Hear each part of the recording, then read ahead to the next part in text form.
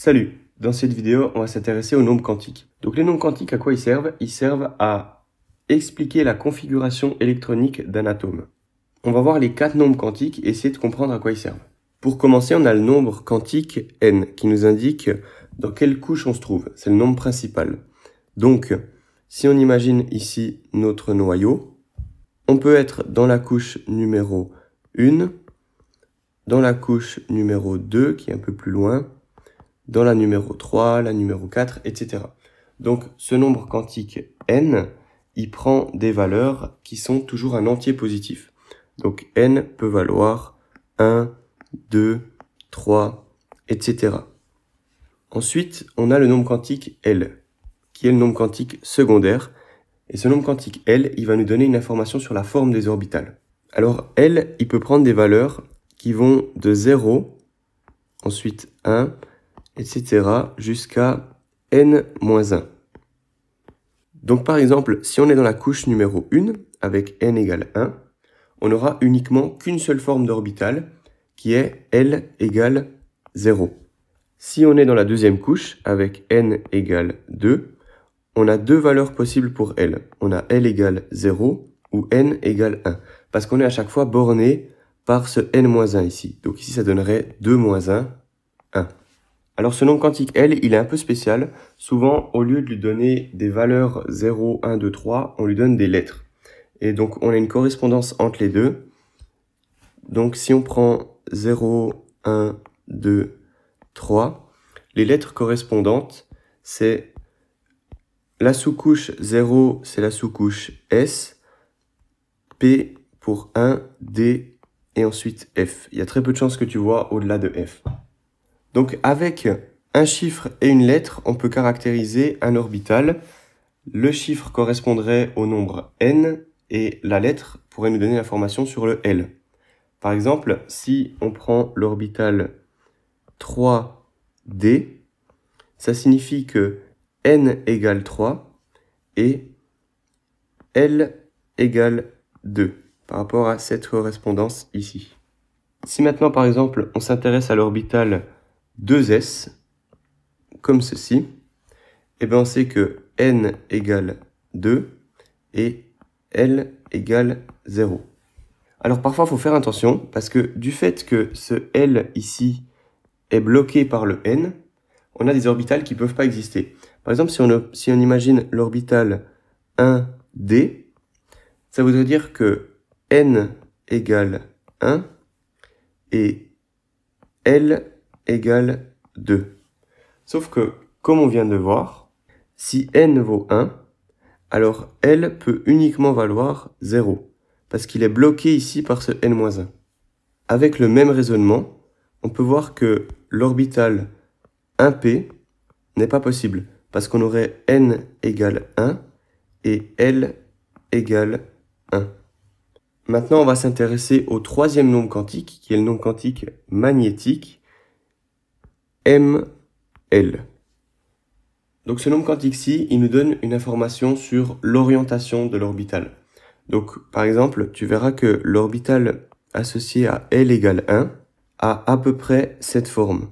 Sauf que dans un espace 3D, cette forme, je peux l'arranger de 3 manières, qui seraient comme ceci, ou alors comme ceci, ou alors vers l'arrière et vers l'avant comme ceci. Et donc, pour L égale 1, on aurait 3 orientations différentes. Alors ce raisonnement, il est généralisable, et c'est pour ça que nos nombres quantiques ML, il est toujours contraint de rester entre moins L, il passe par 0, et il va jusqu'à L. Donc par exemple, si on a trouvé que L égale 2, alors ML, il peut prendre des valeurs qui valent moins 2, moins 1, 0, 1 et 2. Vous voyez qu'on a cet encadrement entre L et moins L, qui ici sont 2 et moins 2. Maintenant, pour essayer de savoir quel nombre quantique peut prendre un électron, il faut faire toutes les combinaisons possibles différentes de N, L et ML. Donc, si on fait un petit exemple, pour N égale 1, on aurait alors L égale 0 forcément, et ML qui peut aller de moins L à L, donc qui vaut aussi uniquement 0. Donc pour n égale 1, on n'a qu'un seul état possible d'électrons. On verra ensuite le nombre de spins, il y a 2 états possibles. Ensuite, pour n égale 2, alors L peut valoir 0 ou 1, et si L vaut 0, alors ML va de moins L à L, donc vaut uniquement 0, et si L vaut 1, ML peut valoir moins 1, 0 ou 1. Donc on voit qu'ici, si on est dans la deuxième couche, on a cet état possible de ML vaut 0 avec L égale 0, mais on a aussi ces 3 états-ci pour L égale 1. On va faire encore l'exemple pour N égale 3. Donc L peut valoir 0, 1 ou 2. Ceci, ça nous mène à ML vaut 0. Ceci à ML qui vaut moins 1, 0 ou 1. Et ceci, ML vaut moins 2, moins 1, 0, 1 ou 2. Et on voit assez vite qu'en montant dans les couches, on a beaucoup plus d'états possibles. Évidemment parce qu'on a plus de place, on s'éloigne du noyau. Ici, on aurait pour L égale 0 ceci, là comme avant pour L égale 1, ces 3 états-là, et pour L égale 2, on a ces 5 états-là.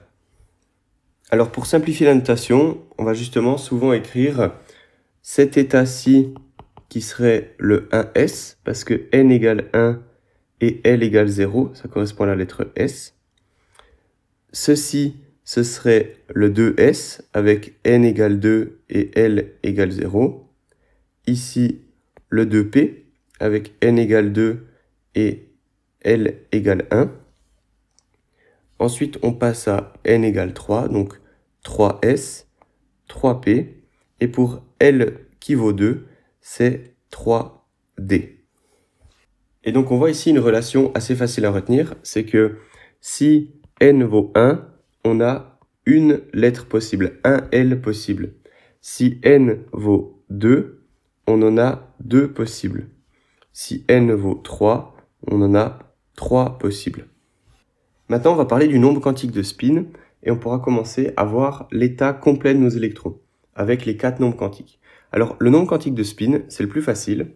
On le note ms pour spin et il peut prendre uniquement une valeur de plus 1/2 ou alors moins 1/2. On les note souvent spin up, donc comme ceci, ou alors spin down comme ceci. Maintenant qu'on a tout ça, on peut parler de l'idée de case quantique. Donc, pour un orbital, on pourra toujours mettre 2 électrons dedans. Un qui est spin up et un qui est spin down.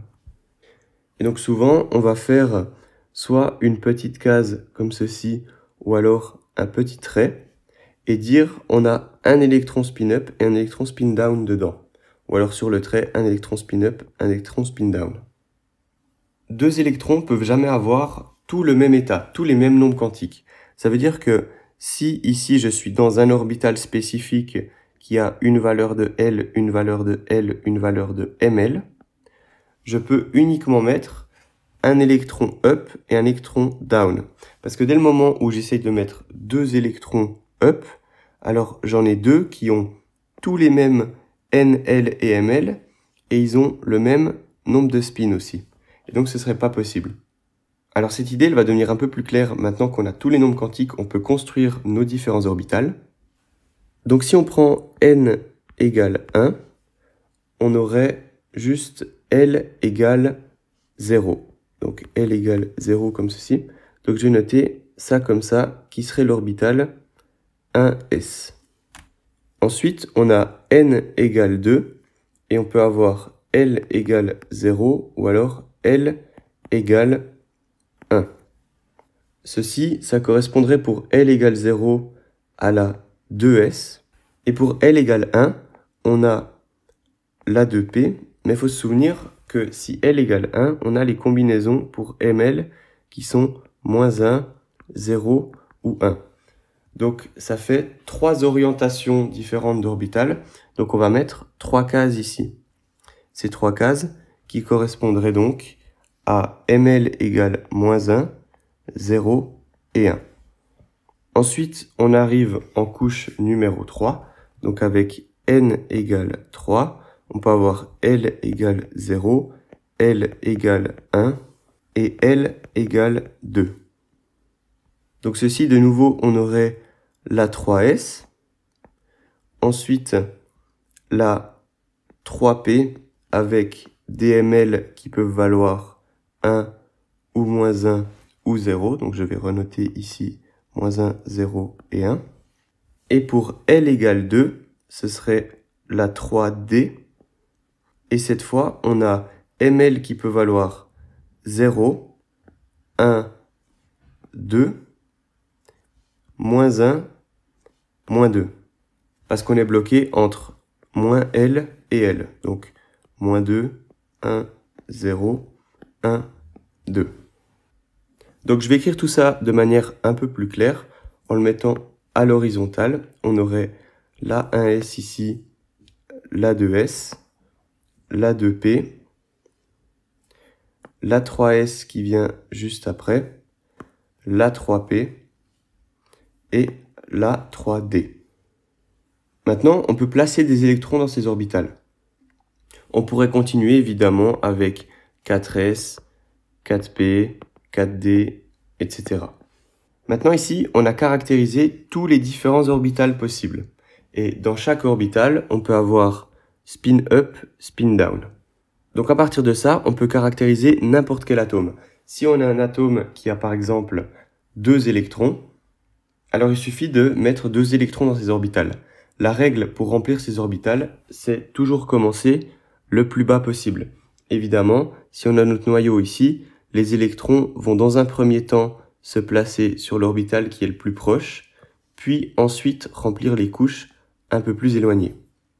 Donc sur nos cases quantiques, ça donnerait que si on a un atome qui a 6 électrons par exemple, alors ils vont d'abord aller dans la 1s, l'orbital d'après c'est la 2s, donc là on a placé 4 électrons, et la dernière c'est la 2p. Alors ici c'est un peu arbitraire dans quel orbital de la 2p on met nos électrons. Je vais montrer dans une autre vidéo la règle à appliquer. Ici je vais les mettre en 0. Et donc ici on a placé nos 6 électrons comme ceci. Et au lieu de refaire à chaque fois ce dessin, on caractérise cette configuration en indiquant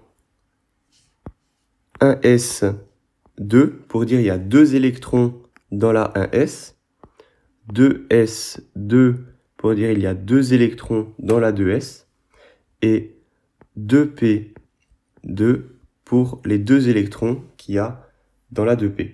Alors on verra dans d'autres vidéos que ici je devrais mettre ma configuration électronique dans 2 orbitales différentes, mais ça c'est des sujets qui viendront plus tard. Maintenant on va faire juste un dernier exemple pour être sûr qu'on a bien compris cette idée de configuration électronique. Donc si j'ai un atome qui a 3 électrons, alors ça me donnerait 1s, 1s et 2s. Et donc ceci ça se note 1s2, 2s1 pour dire 2 électrons dans la 1s, 1 électron dans la 2s. Donc cette vidéo sert vraiment d'introduction aux cases quantiques pour essayer de comprendre ces nombres quantiques.